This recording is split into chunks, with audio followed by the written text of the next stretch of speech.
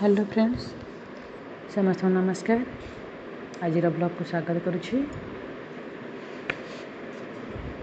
आज आम शुणा जे तरल झाड़ा किपरि छुआर न हब आम तरल झाड़ा कौन चिकित्सा करिपरिबा आउ निमोनिया चिकित्सा कौन करिपरिबा, निमोनिया न हबा आम कौन सतर्क नबा।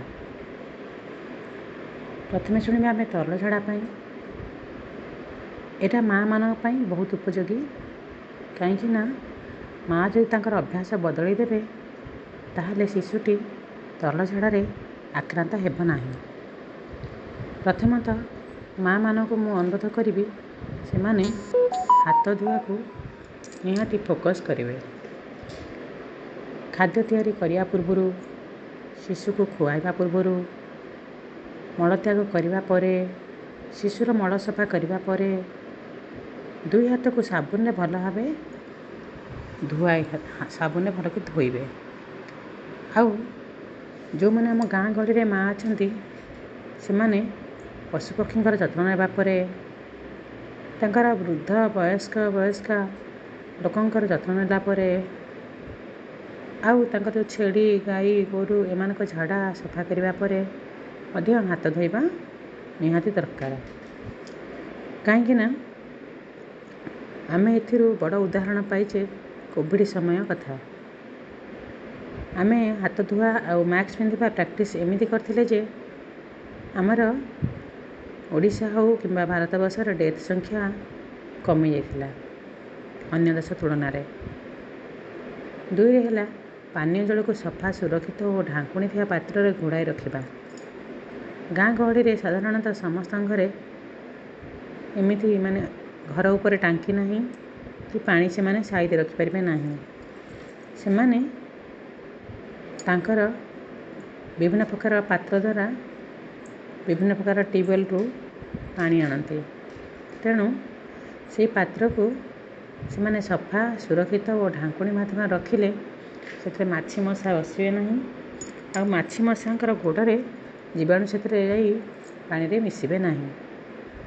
शिशुटीर परिवेश को सफा स्वच्छ रखंतु एवं शिशुटीर हाथ को बारंबार धुवंतु। कहीं शिशु एपट सेपट खेली थाए, पेटे थाए, आंठई थाए, गुरुंडी थाए, तेणु चारिआडे से हाथ मारी थाए। हाथटी को सफा केयर करने निहाती आवश्यक अच्छे। आउ से गुरुंडी थिबा समय हाथ चारिआडे मारिबा सहित पाटिरे मध्य भरी थाए। आउट है सबु समय पायखाना व्यवहार करंतु, खुलारे शौच करंतु नहीं।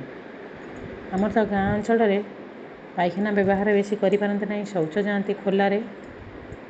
तेणु यदि खोलारे शौच जाउछंती कहीं अधिकांश गाँ अंचल जदिओ पायखाना बना होइछि से माने व्यवहार कहीं करूना कहले पानी नहीं बोली आमे व्यवहार करूनु बोली कहउछंती।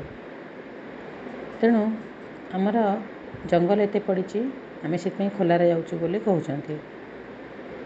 खोलारे जदि जाउछंती ताहले आपण माने चप्पल पिंधिकी जातु आउ शौच हवा परे हाथ को साबुन रे धुवंतु।